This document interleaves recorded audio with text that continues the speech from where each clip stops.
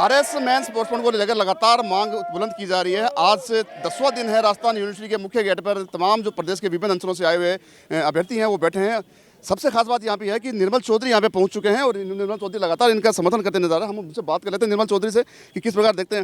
निर्मल, देखिए लगातार 10वां दिन है यार, तो अब 3 अभ्यर्थी हैं भूख हड़ताल में बैठ चुके हैं, अन्न पानी त्याग दिया उन्होंने। किस प्रकार देखते हैं, क्योंकि आप भी इनका समर्थन लगातार कर रहे हैं? जी बिल्कुल कर रहा हूँ। अब मीडिया के माध्यम से यूँ पता लग रहा है कि सरकार कल जो कैबिनेट मीटिंग होने जा रही है उसके अंदर इन लोगों के मसले का हल कर देगी। तो मैं तो आपके माध्यम से सरकार से गुजारिश करना चाहूँगा कि आपने इतने लोगों को प्रताड़ित किया, ये पढ़ने लिखने वाले लोग हैं, इनको आंदोलन करने की ज़रूरत ही नहीं पड़ने देनी चाहिए ना। भाई आप सुशासन की बात करते हो, सुशासन के अंदर तो ये चीज़ें होनी नहीं चाहिए कि अच्छे लोगों के साथ आप गलत करो, सभ्य लोगों के साथ आप गलत चीज़ें करो। तो सरकार से मेरा निवेदन है कि आगे भी इस प्रकार की जो चीज़ें होती है आपको एक टीम गठित करनी चाहिए और जो भी सच्चाई के लिए और न्याय की जो लड़ाई होती है उसका समय पे निपटारा हो जाए, ताकि कई भाई यहाँ बीमार पड़ गए, कई भाइयों के साथ मेंटली टॉर्चर हो गया, तो उन लोगों के ऊपर क्या बीत रही है, उनके घर वालों पर क्या बीत रही है। तो सरकार को ये सोचना चाहिए। निर्मल, एक सवाल ये भी यहाँ पे ध्यान में आ रहा है कि लगातार अभ्यर्थी हैं वो अनशन पे बैठे हैं, लेकिन बावजूद सरकार के नुमाइंदों ने अभी तक कोई पहल नहीं की है। इनका डेलीगेशन से मिल चुका है, 2 बार 3 बार मिल चुका है। 2 डिप्टी सीएम जो दोनों हैं, बात प्रेमचंद देवराई कर लें, बात दिया कुमारी कर लें, उनसे भी मुलाकात हो चुकी है। केवल आश्वासन मिल रहा है। मंत्री जो यहाँ पे आते हैं केवल आश्वासन देके जाते हैं। आप भी छात्र राजनीति से शुरुआत कर चुके हैं अपने करियर की, तो क्या मानते हैं कि कहाँ तक इनकी मांग कब तक पूरी हो जाएगी? अब देखो, कल की कैबिनेट बैठक का इन लोगों ने इनको आश्वासन दिया है तो कल करना चाहिए, नहीं तो हम और इस लड़ाई को मजबूती से लड़ेंगे। कल की कैबिनेट बैठक में आश्वासन मिला है, अगर वहाँ पे कोई फैसला नहीं होता है तो आपका पर्सनली क्या ओपिनियन रहेगा? जो ये लोग मेरे भाई हैं, मेरी ये बहनें हैं, ये जो मेरे लिए जो आदेश करेंगे मैं उस आदेश में इन लोगों के साथ हमेशा मजबूती से खड़ा रहूँगा। प्रशासन द्वारा लगातार इनको खदेड़ने की कहीं ना कहीं बात की जाती है। प्रशासन लगातार सतर्क है, तैयार बैठा है, और कहीं ना कहीं बीच में आपकी एंट्री हो जाती है तो यहाँ पे प्रशासन वो रुक जाता है। तो क्या लगता है कि आप कहीं अगर नहीं होते यहाँ पे तो इनको आप खदेड़ दिया जाता? देखो, इन लोगों का हौसला मजबूत है और ये लड़ने वाले योद्धा मजबूत हैं। यहाँ मेरी मजबूत बहनें बैठी है। ये लोग इतने कमज़ोर नहीं हैं कि इन लोगों को ये हटा देंगे या धक्का दे के बाहर निकाल देंगे। ये सरकार के लिए पॉसिबल बात नहीं है। ये लोग आने वाले समय के अंदर प्रदेश का नेतृत्व करेंगे। ये इतने कमज़ोर लोग नहीं हैं, ये मजबूती से लड़ना जानते हैं, भिड़ना जानते हैं।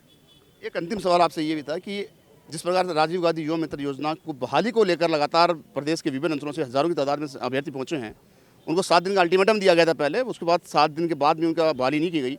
हाल फिलहाल वो सही समारोह बैठे हैं और 6-7 बंदे जो ऐसे हैं अभ्यर्थी वो आमरा अनशन में बैठ चुके हैं। तो कहीं ना कहीं लगता है आपको ये सरकार जो आरएस के मेंस को अभ्यर्थी हैं उनके साथ भी विश्वासघात कर सकती है? सरकार यदि युवाओं के साथ अन्याय करेगी तो ये युवा 5 साल बाद फिर मौका आएगा, लोकसभा होता है चुनाव, विधानसभा चुनाव होते हैं, उसके अंदर पटकनी दे देंगे। सरकार को तो युवा ही चुनते हैं। सरकार का निर्माण कौन करता है?